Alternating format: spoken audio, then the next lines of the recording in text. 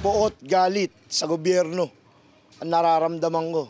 Dahil sa ginawa ni Bongbong Marcos na pagpatay sa aming kabuhayan. Pumasada pa rin ngayong araw ang jeepney operator at driver na si Mang Rodolfo Molina ng rutang Tipas-Pateros, Pasig. Revoke na ang kanyang provisional authority at pagpapaliwanagin din siya ng mga otoridad dahil di siya sumali sa anumang kooperatiba.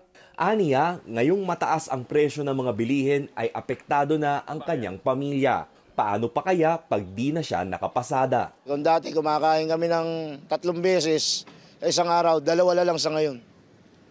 Tapos yung inuulam namin na 1 kilo, siguro kalahating kilo lang ngayon.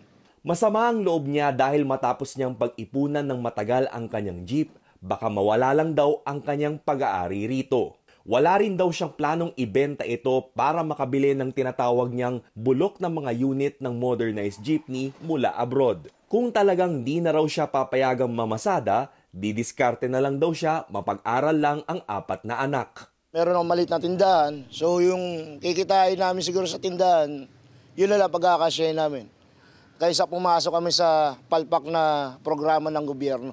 Pumasada rin si Ramon Manambit. 3 dekada na siyang jeepney driver sa rutang Tanay Crossing.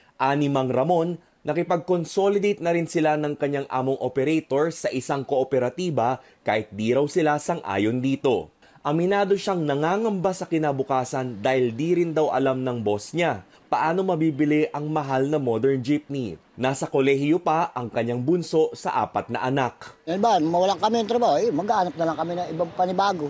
Halimbawa, magsasaka na lang, magkukonstruction. May mga pasahero rin sa Pasig City na nahirapang sumakay ng jeep. Hindi rin daw nila maintindihan kung bakit mas kakaunti ang bumiyaheng jeepney ngayong araw. Ngayon po, wala. Kanina pa po kami doon, no, sa dulo. Mahina po eh. Wala pa kanina, mga alas 6:30 pa yata ako. Wala pa. Sabi naman ng Office of Transportation Cooperatives o OTC, hindi man sumali sa consolidation program ang ibang operator, hindi naman tuluyang mawawalan ng pangkabuhayan ang mga tsuper. Yung driver doon sa operator na hindi bumabiyahe, he will now have a chance na maging driver siya dun sa panibagong operator or cooperative. Ang tatamaan dito are the operators who are /businessmen. Bagamat wala pang katiyakan ang magiging kinabukasan ng mga operator at driver, ang tiyak na lang para sa mga tulad ni Mang Rodolfo, ipaglalaban namin hanggang sa dulo ng aming hininga. Rex Remitio, CNN Philippines.